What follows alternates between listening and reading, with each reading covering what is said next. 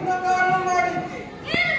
ಜೀವಿಯೊಬ್ಬನ ಯೋಗ್ಯತೆ ಮಾಡಿ ಅರ್ಥವಾಗುವುದು ಗತಕಾಲದಲ್ಲಿ ಮಾಡಿದಂತಹ ಶ್ರೇಷ್ಠವಾದಂತಹ ಕಾರ್ಯವಿಲ್ಲ. ನೀನು ದ್ವಾಪರಯುಗದವನಾದ್ದರಿಂದ ನಿನ್ನನ್ನು ಹೇಳುತ್ತೇನೆ, ರಾಮಾಯಣವನ್ನು ನೀನು ಓದಿರಬಹುದು. ಓದಿರುವ ಹಲವು ಬಾರಿ ಓದಬೇಕು ಅನ್ನುವಂತಹ ರಹಸ್ಯ ಗೊತ್ತಾಗುತ್ತದೆ. ಅದರಲ್ಲಿ ವಿಶೇಷವಾದಂತಹ ಸೇತು ಬಂಧನ, ಲಂಕೆಯನ್ನು ಸೇರುವುದಕ್ಕೆ ರಾಮನಿಗೆ ಅಂತ್ಯ ಮಾರ್ಗವಿರಲಿಲ್ಲ. ಸಮುದ್ರ ರಾಜನನ್ನು ಕೊಡಿಸಿ ಸೇತು ಬಂಧನವನ್ನು ಕೈಗೊಂಡ. ಆ ಕಾಲಕ್ಕೆ 75 ಕೋಟಿ ಕಪಿನಾಯಕರು ಮತ್ತು ಅದರೆಲ್ಲ ಸೇರಿ ನಮ್ಮದಾದಂತಹ ಸೇವೆಯನ್ನು ಅಲ್ಲಿ ನಿಕ್ಷೇಪ ಮಾಡಿದ್ದು. ಸಣ್ಣದಾದಂತಹ ಅಳಿವು ಸಹ ತನ್ನ ಕೈಲಾದ ಸೇವೆಯನ್ನು ಮಾಡಿ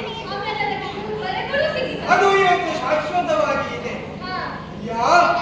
ಆ ಕಾಲಕ್ಕೆ ನಾವು ವೃದ್ಧಾಂತ ಖ್ಯಾತನಾಮ ಆ ಹೊತ್ತಿಗೆ ಸಾಧಾರಣ ಪರ್ವತವನ್ನು ತರುವುದಲ್ಲ. ಅದಕ್ಕಾಗಿ ಕೈಲಾಸ ಪರ್ವತದ ಎರಡು ಬಾಹುಗಳಿಂದ ಪರ್ವತವನ್ನು ಕಡೆಗೆ ತರುವಂತಹ ಯೋಚನೆ ನನ್ನದಿತ್ತು. ಆ ಕಾಲಕ್ಕೆ ಆ ಕೈಲಾಸ ಶಿಖರದಲ್ಲಿ ಸಿದ್ದಂತಹ ಪರಮೇಶ್ವರ ಕೆಳಗಿಳಿ ಬಂದ. ಇಂತಹ ಅಕಾರ್ಯವನ್ನು ನೀನು ಮಾಡಬೇಡ. ರಾಮ ಮತ್ತು ಶಿವರಲ್ಲಿ ಭೇದ ಭಾವ ಎನ್ನುವುದು ಇಲ್ಲ. ಈ ಕೈಲಾಸವನ್ನು ಬಿಟ್ಟರೆ ರಾಮನಿಗೆ ಸಿಟ್ಟು ಉಂಟಾಗುತ್ತದೆ. ಆದ್ದರಿಂದ ನನ್ನಲ್ಲಿ ಸತ್ಯವನ್ನು ಮಾಡಿ ಅನುಗ್ರಹಿಸಿದ್ದಾರೆ. ಆದ್ದರಿಂದ ನೇರವನ್ನು ಎಲ್ಲಕ್ಕಿಂತಲೂ ಮಿಗಿಲಾದಂತಹ ಕೈಲಾಸವನ್ನು ಅನುಗಾಡಿಸಿದವನಾದ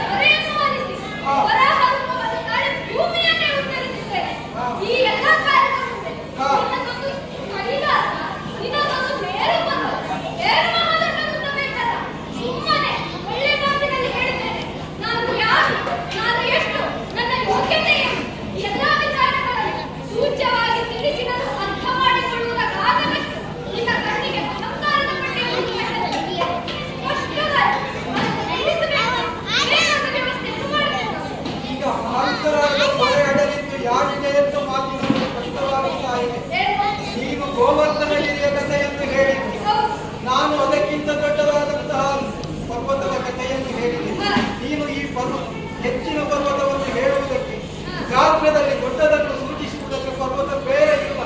ಆದ್ದರಿಂದ ಭೂಮಿಯನ್ನೇ ಹೇಳಿದರೆ ಹೇಗೆ ಅಂತ ನನ್ನ ಆಲೋಚನೆ.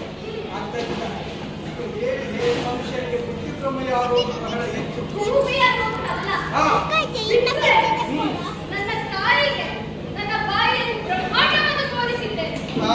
ಇನ್ನು ಕಲ್ಪದ ಆದಿಯಲ್ಲಿ ಆದಂತಹ ಪ್ರಕರಣಗಳನ್ನು ನೆನೆಸಿದೆ. ನನ್ನ ಉದರವನ್ನು ಸೇರಿಕೊಂಡಂತಹ ಬ್ರಹ್ಮದೇವ, ಜಗನ್ಮುಖ ಬ್ರಹ್ಮದೇವ ಬ್ರಹ್ಮಾಂಡ ಕಲ್ಪನೆಯನ್ನು ನಗರವನ್ನು ಸೂಚಿಸಿದ್ದಾರೆ.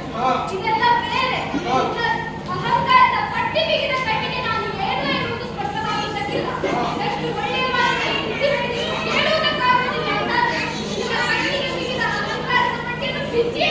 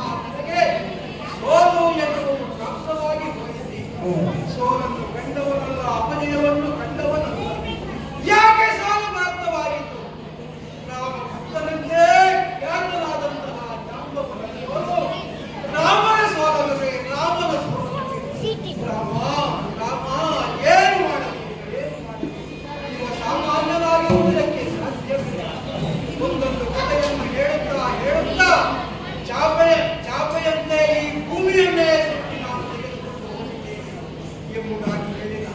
ಅಂತಹ ಶಬ್ದ ಇರಬೇಕೆಂದರೆ ಭೂಮಿಯನ್ನು ಸೃಷ್ಟಿಸಿದಂತಹ ಕಾರಣಿಕ ಪುರುಷ ಇದ್ದಾಗ ಎನ್ನುವುದರಲ್ಲಿ ಸಂಶಯವಿಲ್ಲ. ಯಾರಿಗ ಶರಣನೆಂದನಾಗ ಶ್ರೀಹರಿ ಶರಣನೆಂದನಾಗ ಶ್ರೀಹರಿ ಕರುಣಗಳು ಕ್ಷಮೆಯಾತು ವೇಗದಿ ಧರಿಸಿದರು ಶ್ರೀರಾಮ ರೂಪವ ಅತಿ ವಿಲಾಸದಲ್ಲಿ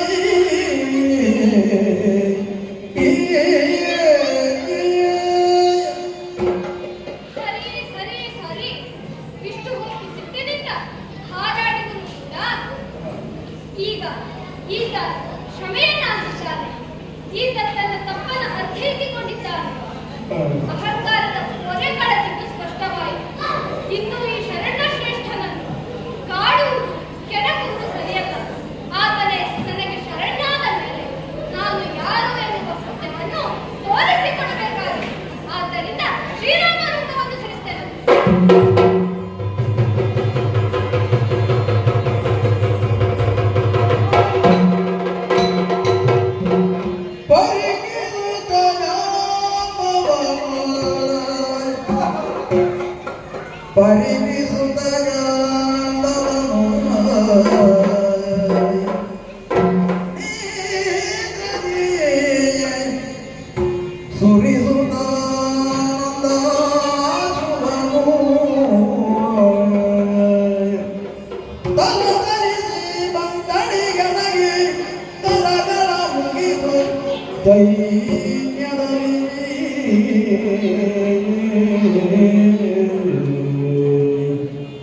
ರಾಮ ರಾಘವ ಕನರಥ ಭಾವ ರಾಮ ರಾಮ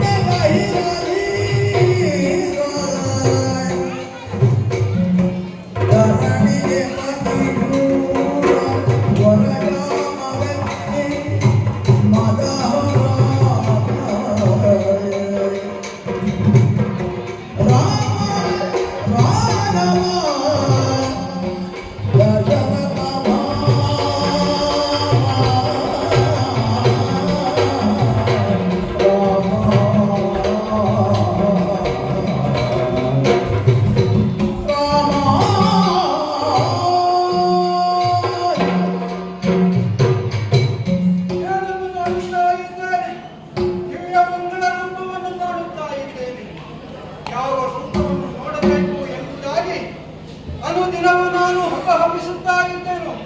ನೀನು ವೇಗಶ್ಯಾಮ ಕೋದಂಡಧಾರಿಯಾದಂತಹ ರಾಮ ಈ ಹೊತ್ತು ಕಣ್ಣುಗಳಿಗೆ ದರ್ಶನವನ್ನು ಕೊಡುತ್ತಾ ಇದ್ದಾನೆ.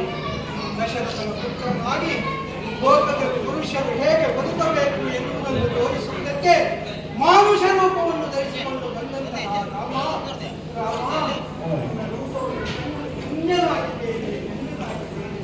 ಆದರೆ ನೋಡುವುದಕ್ಕೆ ಸಾಧ್ಯವಾಗುವುದಿಲ್ಲ.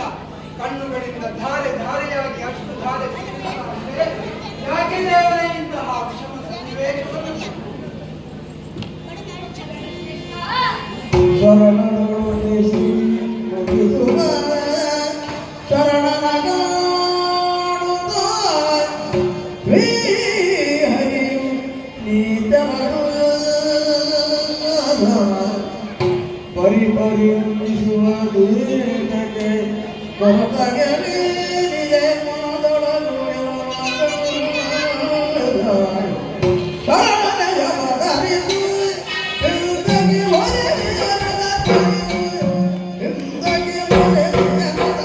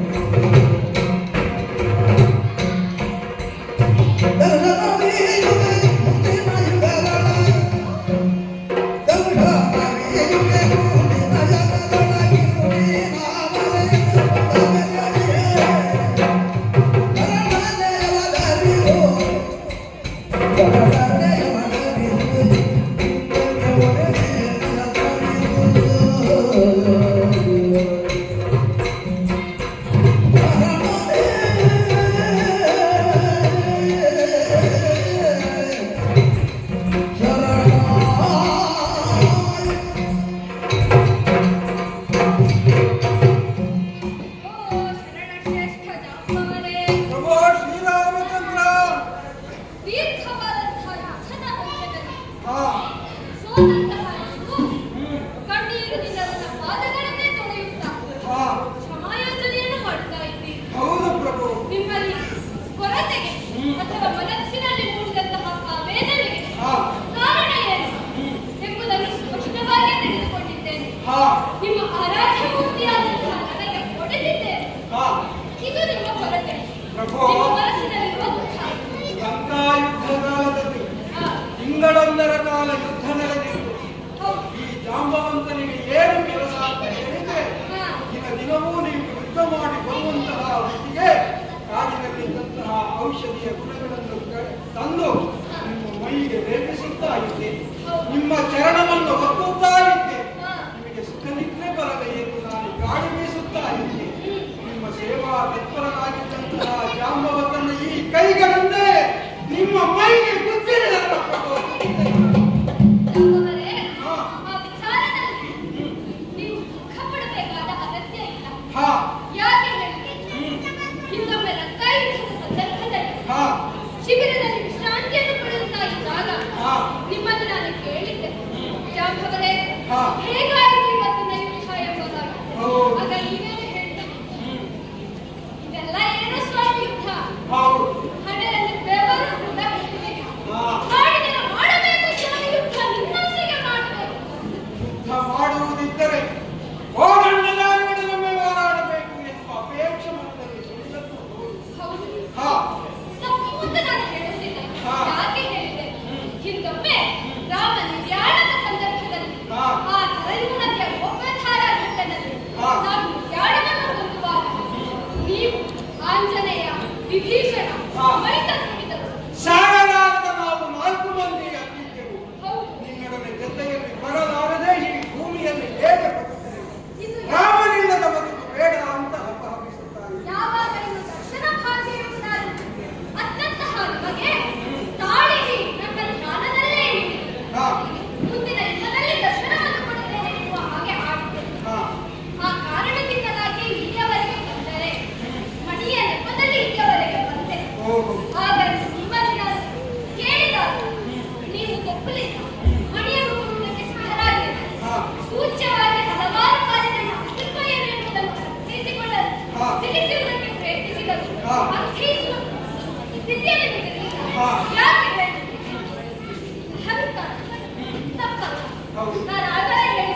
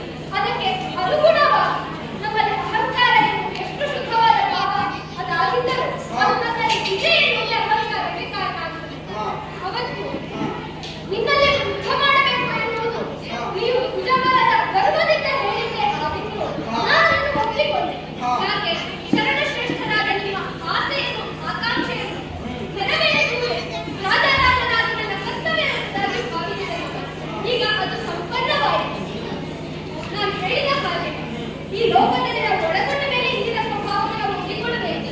ಆ ದೃಷ್ಟಿಯಲ್ಲಿ ನನಗೂ ಕೂಡ ಅಪವಾದ ಬರುತ್ತದೆ. ನನ್ನ ಸಖನಾದಂತಹ ವ್ಯವಸ್ಥೆಯನ್ನು ನಾನು ಮನೆ ಬಂದಿದ್ದೇನೆ. ಆ ಮನೆಯನ್ನು ವ್ಯವಹರಿಸಿದ್ದೇನೆ ಎನ್ನುವ ಅಪವಾದ ನನಗೆ. ಅದಕ್ಕಾಗಿ ಶರಣಶ್ರೇಷ್ಠರಾದಂತಹ ನಿಮ್ಮನ್ನು ಬಹಳಷ್ಟು ಸೇವೆಯನ್ನು ಹಿಂದೆ ಮಾಡಿದವರು ಒಂದು ಸೇವೆಯನ್ನು ನನಗೆ ಮಾಡ್ತೀರಾ? ನಾನು ನನ್ನ ಮೇಲೆ ಬಂದಂತಹ ಅಪಮಾನವನ್ನು ತೊಳೆದುಕೊಳ್ಳುವುದಕ್ಕೆ ಸಹಕಾರಿಯಾಗುವಂತೆ ಆ ಮಣಿಯನ್ನು ಕೊಡ್ತೀರಾ? ಕೊಡುತ್ತೀರಾ ಅಂತ ಬೇರೆ ಭಾವದಿಂದ ಕೇಳಿದೆ.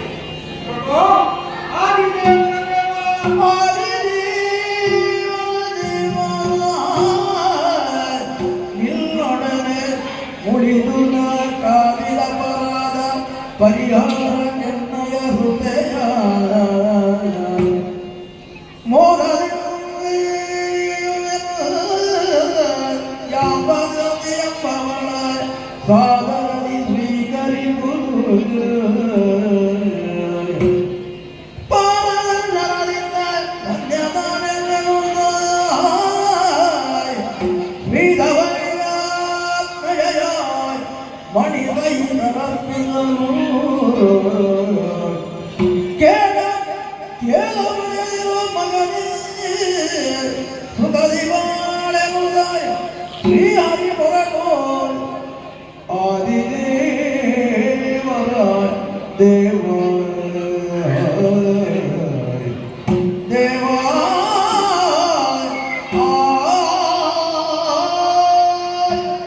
ಮಣಿಯನ್ನು ಕರುಣಿಸು ಎಂಬುದಾಗಿ ವಿನೀತ ಭಾವದಿಂದ ಕೇಳಿಕೊಳ್ಳುತ್ತಾಯಿದ್ದೇನೆ. ಪ್ರಭು, ನಿನ್ನ ದಾಸರ ದಾಸ ನಾನು, ನನ್ನನ್ನು ಕೇಳುವುದೇ ವಿನಯವಾಗಿ ಗರ್ತಿಸುತ್ತೇನೆ. ಅದೀಗ ನಮ್ಮ ಕೈಯಲ್ಲಿ ಉತ್ತರಿಸಿದ ಕೇಳಲೇಬೇಕಾಗಿತ್ತು. ಒಂದು ಆಜ್ಞೆ ಕೊಟ್ಟರೆ ಸಾಕು, ನಾನು ಕಣ್ಣು ಒಪ್ಪಿಸುತ್ತಾಯಿದ್ದೇನೆ. ನೀವು ಕೇವಲ ಮಣಿಯನ್ನು ಮಾತ್ರ ಕೇಳುವುದು, ಅದರ ಜೊತೆಗೆ ಮತ್ತೊಂದು ಮಣಿಯನ್ನು ನಾನು ಕೊಡಬೇಕಿದ್ದೇನೆ. ಓ ಬಾಮಗಳೇ, ಬಾಮಗಳೇ,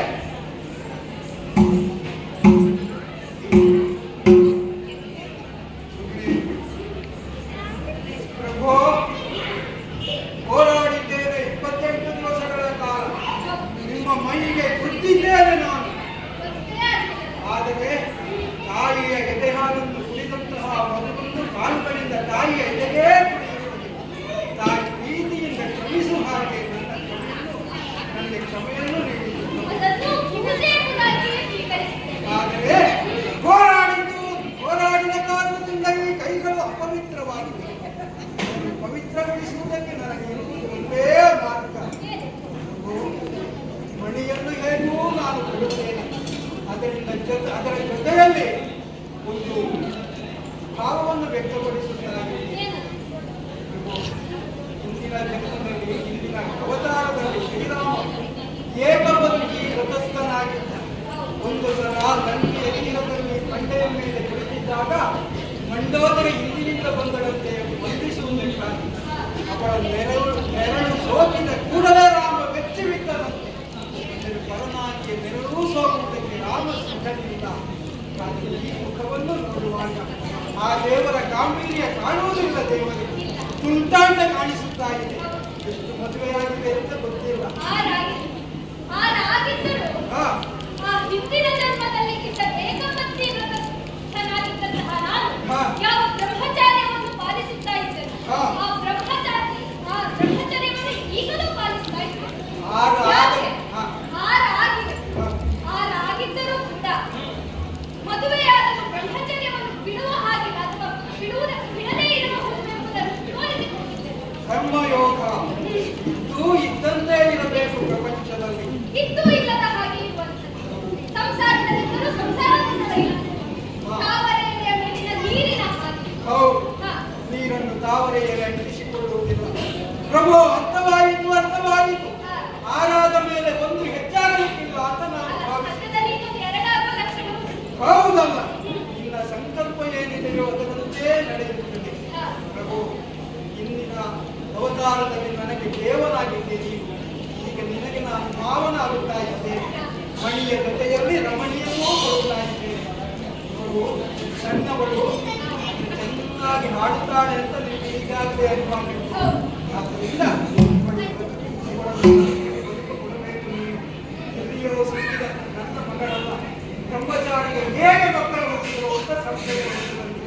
ಎಲ್ಲಿಯೋ ಸಿಕ್ಕಿದಂತಹ ಇಬ್ಬರು ಮಕ್ಕಳನ್ನು ನನ್ನ ಮಕ್ಕಳು ಅಂತ ನಾನು ಬೆಳೆಸಿಕೊಂಡು ಕುಟುಂಬ ಜೀವನಕ್ಕೆ ನಾನು ಒಟ್ಟಿಕೊಂಡಂತೆ ನಿಮ್ಮನ್ನು ತಿಳಿಸದೇ ಇರುವುದಕ್ಕೆ ಕಾರಣ ಇನ್ನದೇ ಎಂದರೆ ದೇವರು ಯಾವ ರೂಪದಲ್ಲಿ ಬಂದರೂ ಭಕ್ತನಿಗೆ ಅರಿವಾಗಬೇಕು. ದೇವರೇ, ಅಪರಾಧವನ್ನು ಪರಿಮಾರ್ಜಿಸುವುದಕ್ಕಾಗಿ ಈ ಮಕ್ಕಳ ಹೊಣೆಗಾರಿಕೆಯನ್ನು ನಿಮಗೆ ಒಪ್ಪಿಸುತ್ತಾ ಇದ್ದೇನೆ, ಸ್ವೀಕಾರವಾಗಬೇಕು. ಜಾಮವರೇ, ಹಾ. ನಿಮಗೆ ತಿಳಿಯಲಿಲ್ಲ. ಹಾ. ನೀವು ಈಗಾಗಲೇ ಹೇಳಿದ್ದೀರಿ ಏಕಪತ್ನಿ ವ್ರತಸ್ಥನಾಗಿದ್ದವನು ನಾನು. ಹಾ. ಆದರೆ ನೀವು ಹಾ. ರಾಮ ಕೃಷ್ಣನ ಭೇದ ಇಲ್ಲ ಎನ್ನುವ ಅರ್ಥದಿಂದ ಹಾ. ನನ್ನಲ್ಲಿ ಮಾತನಾಡಿದ್ದೀರಿ. ಹೌದು. ನಾನಿರುವುದು ರಾಮಾವತಾರದ ಆರೂಪದಲ್ಲಿ. ಹಾ. ಆ ರಾಮಾವತಾರದ ನಿರ್ಯಾಣ ಆದರೂ ಹಾ. ರಾಮಾವತಾರದ ಆ ಸ್ವರೂಪಕ್ಕೆ ಏಕಪತ್ನಿ ವ್ರತ ಎನ್ನುವುದು ಒಪ್ಪುವುದಿಲ್ಲ. ಒಪ್ಪುವಂಥದ್ದೇ. ಅದು ಯಾವ ಯಾವ ಕಾಲದ ರಾಮಾವತಾರರು ಏಕಪತ್ನಿ ವ್ರತಸ್ಥರೇ. ಹೌದು. ಆದ್ದರಿಂದ ಈ ರೂಪದಿಂದ ಹೊರತುಪಡಿಸುವುದಕ್ಕಾಗುವುದಿಲ್ಲ. ಸರಿ. ಇದ್ದ ರಾಮಾವತಾರದ ಸಂದರ್ಭದಲ್ಲಾದರೂ ಅಥವಾ ನನ್ನ ಮೂಲ ಸ್ವರೂಪದಿಂದಾದರೂ ಹಾ. ನನ್ನನ್ನು ಪಡೆಯುವುದಕ್ಕೆ ಹಾ. ಅಥವಾ ನನ್ನ ಸೇವೆಯನ್ನು ಮಾಡುವುದಕ್ಕೆ ಹಪ್ಪಳಿಸಿ ನನ್ನ ಬಳಿಗೆ ಬಂದವರು ಯಾರು? ಹಾ. ಅವರೆಲ್ಲರಿಗೂ ನಾನು ಏಕಪತ್ನಿ ವ್ರತಸ್ಥ ಎನ್ನುವ ಒಂದೇ ಕಾರಣದಿಂದ ದೂರ ಇದ್ದವರು. ಹಾ. ಈ ಜನ್ಮದಲ್ಲಿ ಅಥವಾ ಈ ಅವತಾರದಲ್ಲಿ ಹಾ. ಅವರೆಲ್ಲರಿಗೂ ಅವಕಾಶವನ್ನು ಕೊಡುವುದಕ್ಕೆ ಮುಂದಾಗಿದ್ದೇನೆ. ಸರಿ. ಆದ್ದರಿಂದ ಈಗ ನಾನು ಆರೋಪದಿಂದಲೇ ಪರಿಗಣಿಸುತ್ತೇನೆ.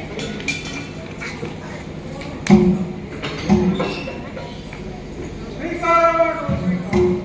ಮಾತೆಯಾಗಲಿ. ಪ್ರಭು, ನಿನ್ನ ರೂಪವನ್ನು ನಿನ್ನ ಮಂಗಳ ದರ್ಶನವನ್ನು ಕಂಡು ಗುರಿಯ ತುಂಬಿಕೊಂಡಿದ್ದೇನೆ.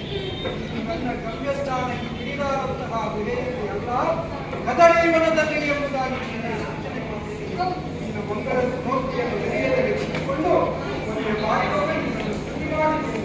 ಹಾಗೆಯೇ ರಾಮ ರಾಮ ರಾಮ ರಾಮ ರಾಮ.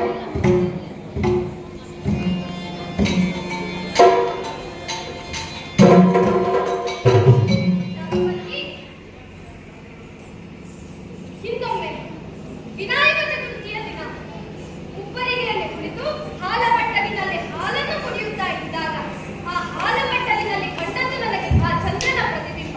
ಆ ಚಂದ್ರನನ್ನು ಆ ಹಾಲಬಟ್ಟಲಿನಲ್ಲಿ ಕಂಡದ್ದರ ಪ್ರತಿಫಲವಾಗಿ ನನಗೆ ಅಪವಾದ ಎನ್ನುವುದು ಬಂತು.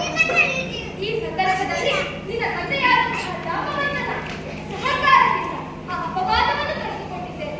ಮುಂದೆ ಯಾರೇ ಆಗಲಿ ವಿನಾಯಕ ಚತುರ್ಥಿಯ ದಿನ ಯಾರೇ ಚಂದ್ರ ದರ್ಶನವನ್ನು ಮಾಡಿದರು ಅದರ ಫಲವಾಗಿ ಅವರಿಗೆ ಅಪವಾದ ಬಂದರು ಅಥವಾ ನೋಡಿದ್ದೇನೆ ಮುಂದೊಮ್ಮೆ ಅಪವಾದ ಬರಬಹುದು ಎನ್ನುವಂತಹ ಭೀತಿಯನ್ನು ಹೊಂದಿದವರು ಯಾರೇ ಆಗಲಿ ಯಮಂತಕೋಪಾಖ್ಯಾನ ಎನ್ನುವ ಈ ಕಥೆಯನ್ನು ಕೇಳುವುದರಿಂದಲೂ ಇತರರಿಗೆ ಹೇಳುವುದರಿಂದಲೂ ಓದುವುದರಿಂದಲೂ ಅಥವಾ ಕಾಣುವುದರಿಂದಲೂ ಅವರಿಗೆ ಆ ಚಂದ್ರ ದರ್ಶನದ ಆ ಪಾಪ ಪರಿಹಾರ ಆಗಲಿ ಎಂಬಲ್ಲಿಗೆ ಭಗವಂತನು ಯಾವ ರೂಪದಲ್ಲಿ ಬೇಕಾದರೂ ನಮ್ಮ ಬಳಿಗೆ ಬರಬಹುದು.